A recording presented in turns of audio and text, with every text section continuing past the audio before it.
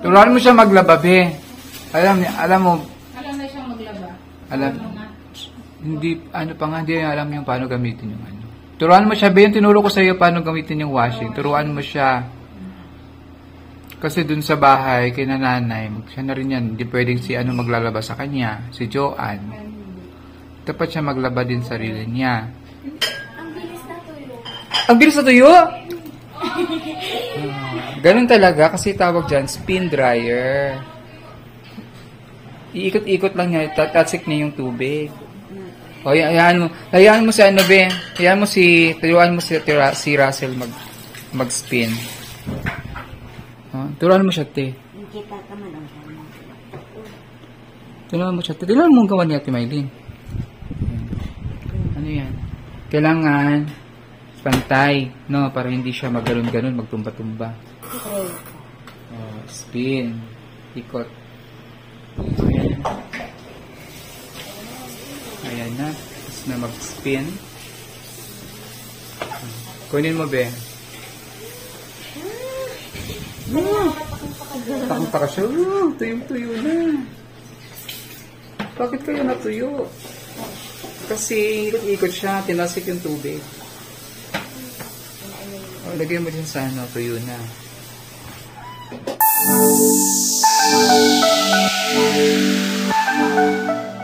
Dito tayo ngayon Nanay Nida, tsaka teacher, teacher Nida, tsaka Nanay Nida. Ito guys. Ako nag-breakfast.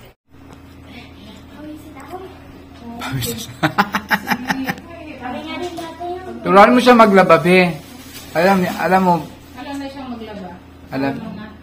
Hindi, ano pa nga, hindi alam yung paano gamitin yung ano. Turuan mo siya, be. Yung tinuro ko sa iyo paano gamitin yung washing. Turuan mo siya. Kasi dun sa bahay, kay nanay, siya na rin yan. Hindi pwedeng si ano maglalaba sa kanya. Si Joanne. Dapat siya maglaba din sarili niya. Hindi, kahit ano lang naman yan.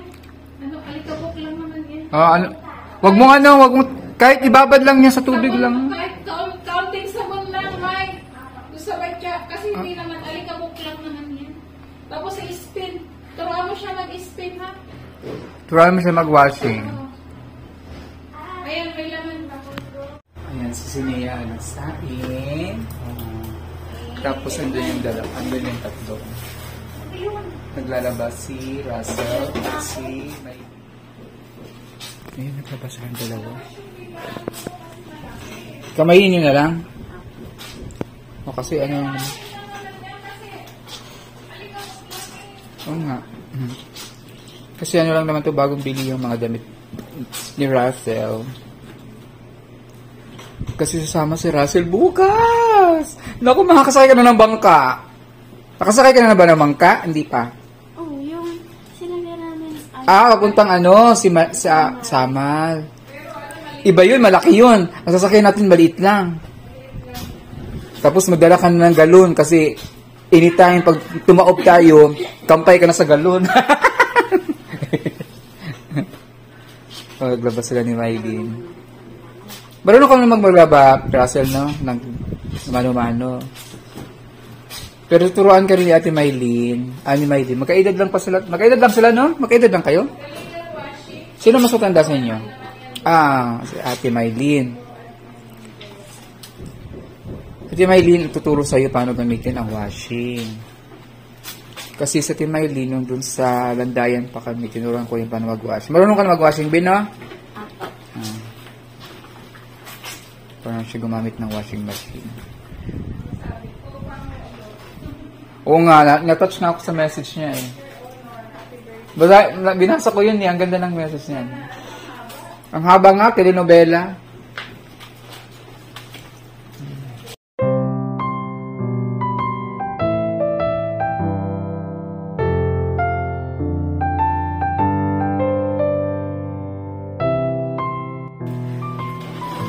Kailan ba yun? Andun. Banding nilang dalawa naglaba. Saan si Ninita? Nagkumon si Ninita.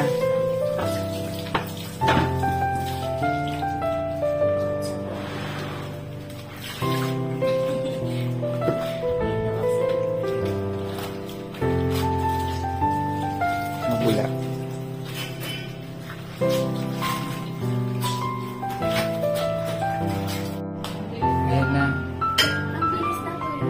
Ang bilis na tuyo!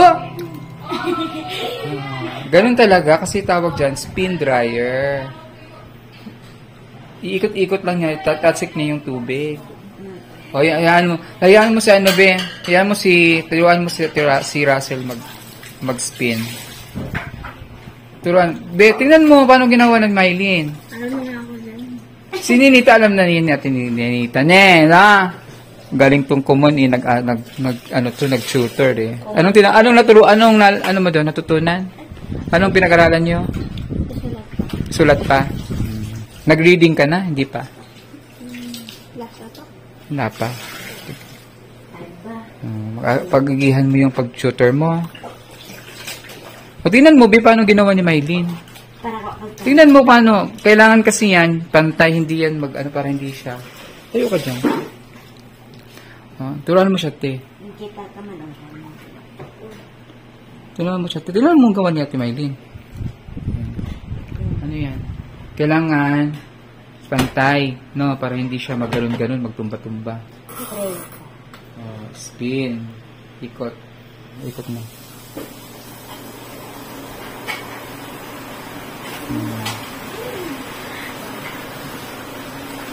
So, ang sunod, be, siya paanuhin mo, paludin mo. Para matuto siyang mag-spin ka.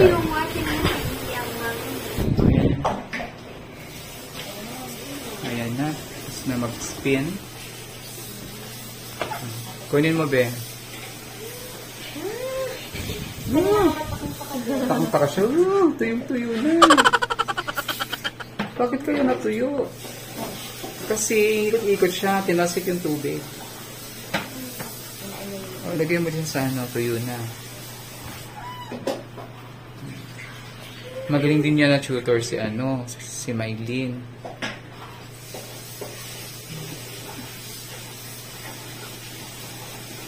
So ngayon, si Russell lang maglo-load.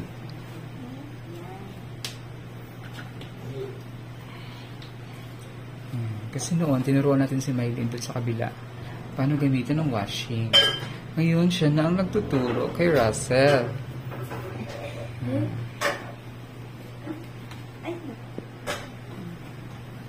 Tcharam!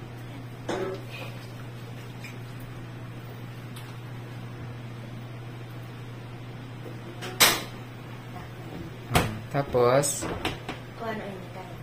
Pwede.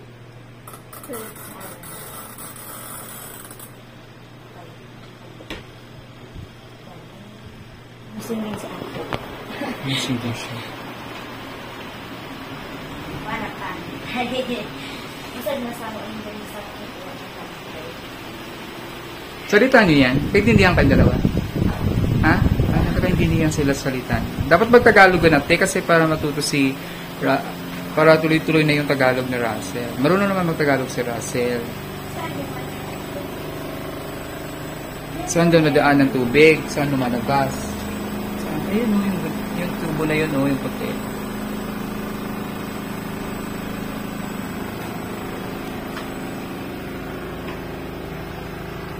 Sinita ang nagkakain ng saging.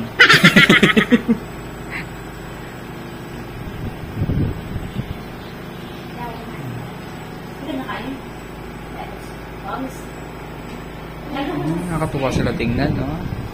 Ang ating mga scholars magkakasama dito kina Nanay Nita, Tatay Hernan. Saan yung sasampay yan? Sa taas. May sampayan doon?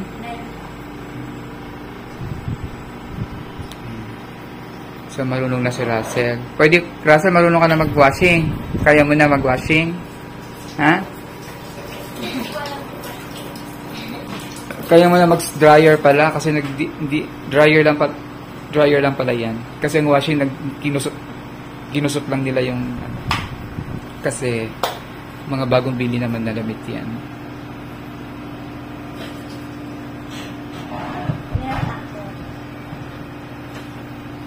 Oh, si Ninita ang magsasampay. Kasi kakarating lang ni Nita galing tutor sa Kumon.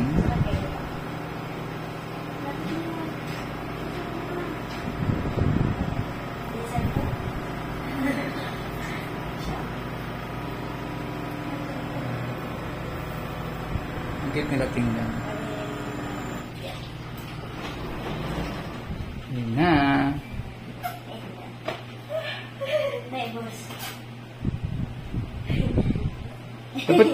Dapat titigil niyo muna yung washing bago niyo buksan kasi mapapwersa yung basa mo.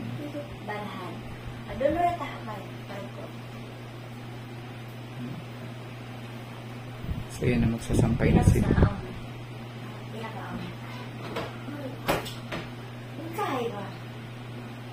Si Russell. Ay, Russell, mag-thank you ka pala kay Tita Joy. Daw. Thank you ka muna kay Tita Joy. Thank you po, Tita Joy. Maraming salamat po. Napadala si Tita Joy of Houston, Texas ng $100 pang shopping daw ni Russell. Ayan. So, magsasampay na sila. Tita Joy. Ayan. Sasampay na sila. Taray, lasal. Naglasal din pala to. Hindi lang Kumon. Naglasal yung reading niya, Tek. Lasal. Nag-graduation namin in July. Tuloy-tuloy yan. Wow. Kaya salamat sa Angat Buhay kay Miss Lenny Robredo. Ay, sa kanya yung Yes, project. sa kanya. Nakakuha ng isla po si Ninita. Napakalaking tulong. Oo. Diba? Kumbaga, laking tulong sa akin kasi It's free pala yun. Bigay, ano na yun. free yun, free. Ano yan? Scholar nun si Ninita. Scholar siya ng Lasal sa sa reading. Subel. Sa Subel. Diyos ko, ayan. Nag-Sobel yan. So, ginagawa ngayon ni Ninita ay nagsusulat ng kanyang name sa kanyang baon na worksheet. Reading, writing numbers muna siya po. Ito yung mga... Pero okay na, nakakaano na. Dati isang page, Diyos ko, 5-6 minutes ngayon. O, in a 1 minute, wala pang isang minuto, tapos na. Yan. Wow! Meron na siyang plus. Stop pa muna ni Nita. O, nakita mo yung number? O, diba ito yung nasa na yung counting numbers. Yung 1 to 100. Ayun, maganda kasi may pattern. Kasi na ba? Ako na ba? Ay, wala na yung ano eh. 100. So, wala dito yung pattern. Net, stop muna writing. O, makinig na. Tingnan mo ko. Ayan. Pakita mo kay Mama Yola. Anong number? 4? Plus? Hindi, ito. Anong number yan? 1. Oh, may 4 na. Idadagdag mo yung 1. Anong sasunod ng 4? Anong sasunod ng 4? Oh, anong sagot doon? 5. 5, very good. May 5. Ako magbibilang na sa kamay ha. In-stop na namin yung pagbibilang sa kamay. 5 na, nandun na yun sa mind mo. Ano yung kasunod ng 5? 1. Oo nga, plus 5 plus 1. Ano ang kasunod ng 5 pag nag-count tayo? 5? 6. O kaya 5 plus 1 equals? 6. Yun, ano ka mo? May 7 na, nandun na sa ating isip. 7, anong kasunod ng 7? Kaya 7 plus 1 equals? Yun, very good. O, diba? Hindi ka na nagbibilang. O, ganun nung nag-a-add, hindi na nagbibilang.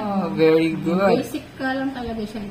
8, may 8 na. Nasa isip na, iiwanan ha. O, ano ang kasunod ng 8? 9. Kaya Very 8 plus 1 equals? Yeah! Diba wala na kaming dalawa? Hindi siya nag-count. 12. Ano kasunod sa 12? 12, 13. O, 12 plus 1 equals?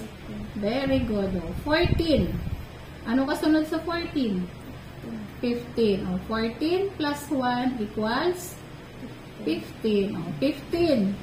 Kasunod ng 15? 16. O, 15 plus 1 equals? 16. Very good. Ganon. Oh, nakakatuwa. Oo, kasi yun ang magandang ituro sa kanya. Kasi kapag nagbilang sa daliri, aba, lubog na yung araw. Hindi pa tapos. Hindi sa Pasko na, hindi pa tayo tapos. Eh dati lahat ng daliri, pati yata pa kasama eh. Oy, talaga Sabi niyo, naman eh. Tapos didilat yung mata mo, gaganon. Parang naghihingi ka ng hulog dun sa ibon. Ano kaya yung kasunod? Nakakatuwa yung improvement niya. Natuwa ako. Babaunin natin yung pag-uwi. Ano? Sagutan Pati natin yung sa pangalan Mindoro. mo, hindi na buka ka. Tsaka mabilis na siya magsulat. Ay, inaurasan talaga siya. Inaurasan ko yan. Mabilis na siya magsulat ng pangalan niya. Hindi pwede babagal-bagal kasi pag sa school ay iwanan ka, pas na ni teacher. Nahuli ka na, di wala ka ng answer. Tutupi ka ako dami. Matutupi ka pa ng damit. Mamaya na yung damit Tapusin mo lang muna yan. Mamaya, at titingnan ko pati yung dadalhin mo. Hindi, okay na yan. Tapos na, mamaya na Okay siya na ba? magagawa. Kasi baka mapagod na yan, magsaba. Hindi naman po ito lahat niya gagawin. May ano po ito. Once a day lang. Dalawang sheets sa isang 2 sheets a day. Yan. Kaya na yan. Saka ano po yan, may time po yan. Kada page, may minutes kung ilang wala halimbawa, siya. ilang minutes matapos. Halimbawa, ito. Pangalan? Pero yung iba wala pang pangalan. Sige, okay lang. Ayan, may mga araw yan kung kailan mo na gagawin, ha? Good for 1 week na to. Yes. Lagay mo na muna sa bag, ha? Thank you din kay nanay Nida. Kasi yung patience talaga, grabe. Kailangan lang unti-untiin mo talaga. Kaya sabi ko nga noon, mahirap talaga sininitang turuan. Kung tutuusin nga, kasi nga gawa ng wala kang nagturo. Kawawa siya lalo. Sabi niya, uuwi na siya noon ng Davao. Para Nagtantrum na kasi. hindi niya to. Ayaw ko na aral. Ay, sabi ko, si Nanay Laura na lang ating paaralin dito. O, yan. At least, nagtsaga-tsaga naman din siya. Tsagaan mo nga lang talaga. Tutupi na rin siya ng damit. Ngayon, So ngayon, pasukante, ano na siya? Grade 6. So, kaya... may time din. Isasama ko siya sa school ngayon. Kaya lang, baka kakaawa naman. Hawag na nga. Kasi plano ko sana yan, ipasok pa doon ngayong July sa reading, isang buwan. Ay, wag na kasi baka maumay dito na lang. Ikukumon ko din siya sa pagkaano niyang math niya sa reading naman. So, dito naman, kaya ko naman turuan ng sa reading. Kailangan lang talaga tsagaan ng tingin. naman, oo.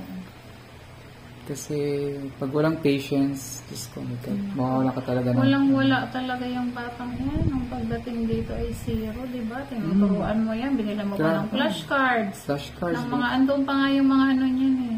Yung mga alphabet niya. Alphabet. Yung alphabet niya... Soundings pa, hirap na hirap siya. Soundings.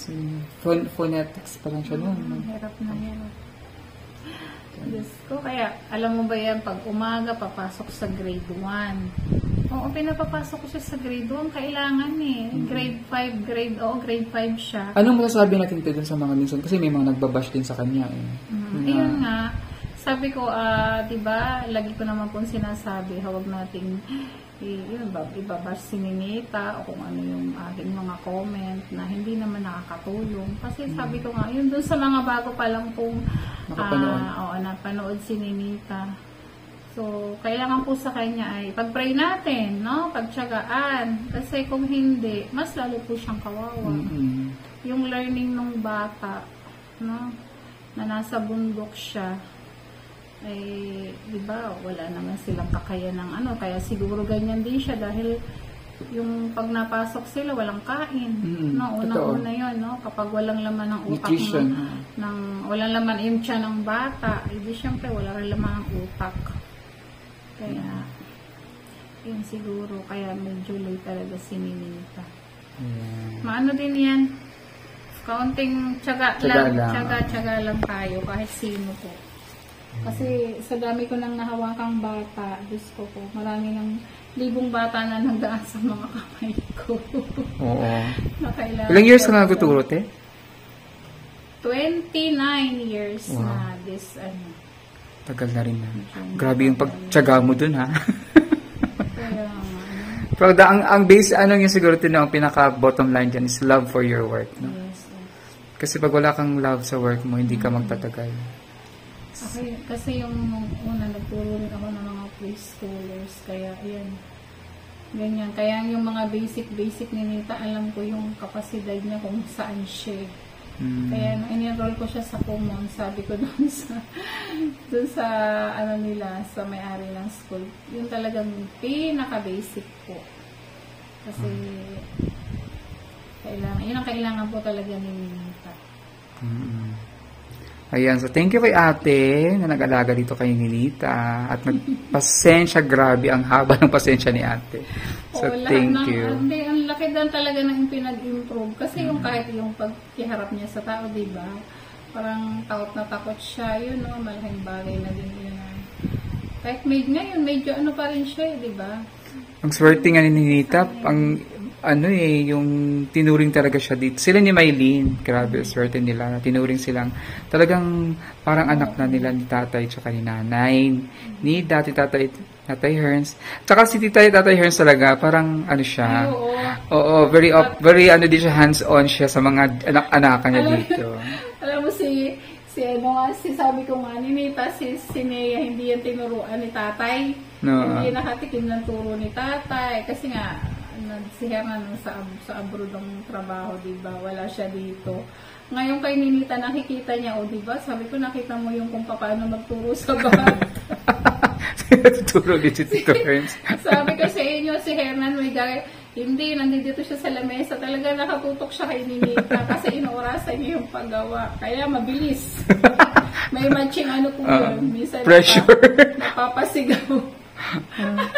At least meron. Tsaka nakakadagdaga dun kasi mayroon din siyang may tinitingala siya na talagang dun siya may authority no? Kasi si Ninita iba rin kasi pag lalaki yung kasi parang kailangan ko to matapos.